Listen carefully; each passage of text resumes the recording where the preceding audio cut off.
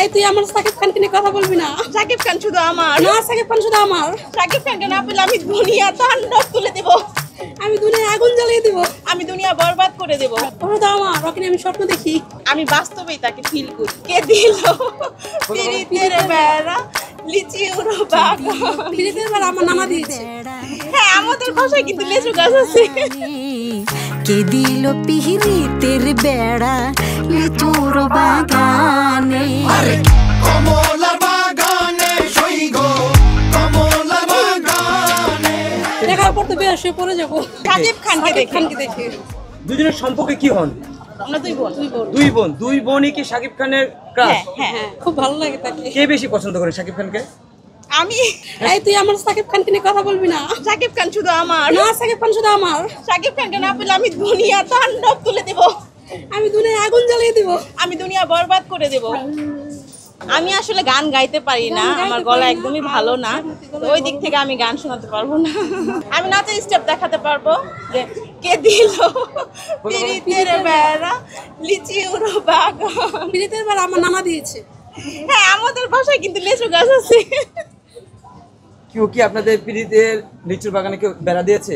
না, দেয়নি। সাকিব খান দিয়েছে। আপনার হ্যাঁ, আমারও সাকিব খান দিয়েছে। একজনকে নিয়ে দুই বোন টানাটানি, হ্যাঁ মনে হয় কে নিয়ে যেতে পারবে না, কে জয়ী হবে?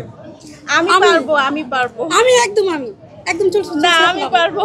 একদম চুলছে। সাকিব খান শুধু আমার না, শুধু আমার, ওরা তো আমার, ওকে নিয়ে আমি স্বপ্ন দেখি, আমি বাস্তবেই তাকে ফিল করি।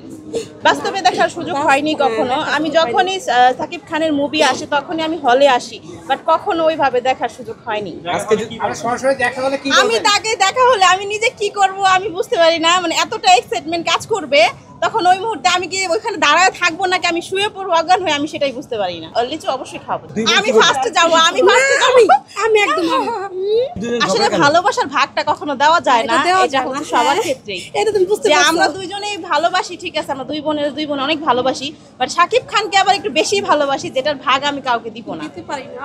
এটা অনেক আগে থেকে আমি জানি না, ছোট থেকে ওর মুভি দেখতে দেখতে এত ভালো লাগা কাজ করে গেছে, আর এখন রিসেন্টলি যে মুভিগুলো ও করতেছে মানে আরো বেশি ভালোবাসা বেড়ে যাচ্ছে। সাবিলা নূর আপুকে আমি অনেক বেশি ভালোবাসি, এবং কি তার সাথে আমার দেখা হয়েছে না, তার সাথে আমি পিক তুলছি আগে, ওনাকে দেখার পর আমার মনে হয়েছে না আসলে উনি মনের দিক থেকে অনেক বেশি ভালো। উনি হচ্ছে নাটকে বেস্ট, বাট ওই দিক থেকে আমি ওনার মুভিটা এখনো দেখিনি, হয়তো দেখা হলে বুঝতে পারবো যে উনি মুভির দিক থেকে কতটুকু বেস্ট করতে পেরেছে, তো সেই দিক থেকে আমি এখন কমেন্ট করতে পারছি না। আরফান নিশিকেও ভালো লাগে, বাট সাকিব খান তো অল দ্য বেস্ট, যা বলার মতো না। অনেকে বলে শাকিব খানের ভক্তরা নাকি একটু পাগলাটে টাইপের হয়, আপনারা দুজনের মধ্যে কি সেই ভাবটা আছে নাকি? জি হ্যাঁ, এটা হচ্ছে কি ভালোবাসার ক্ষেত্রে একটু পাগলামি থাকবে, এটাই স্বাভাবিক।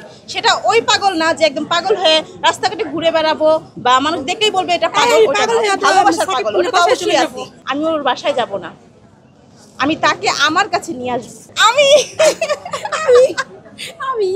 আমি জানি সেটা, কারণ এটা অপবিশ্বাস কিছু বলতে পারবে না, কারণ তার জন্য এরকম আমাদের মতো অনেক মানুষের ভালোবাসা আছে, তো সেই ক্ষেত্রে সেটা নিয়ে তার রিঅ্যাক্ট করার কোনো কথা নেই। সেটা হলে তো হবে, এখন ওই মুহূর্তটাকে ওইভাবে তখন হ্যান্ডেল করতে হবে। আমার অপবিশ্বাসকে ভালো লাগে, আমি জানি না, কিন্তু আমার কাছে মনে হয় উনি একটা মানে মানুষ হিসেবে অনেক ভালো।